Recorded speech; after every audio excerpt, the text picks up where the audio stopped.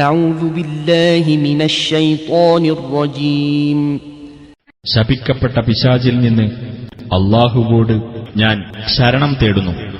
أكان للناس عجبا أن أوحينا إلى رجل منهم أن أنذر الناس وبشر الذين آمنوا أن لهم قدم صدق عند ربهم قال الكافرون إن هذا لساحر مبين.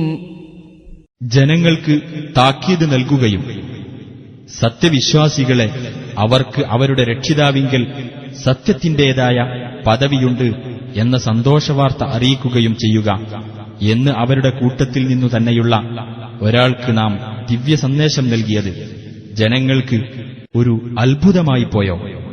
സത്യനിഷേധികൾ പറഞ്ഞു, ഇയാൾ സ്പഷ്ടമായും ഒരു മാരണക്കാരൻ തന്നെയാകുന്നു.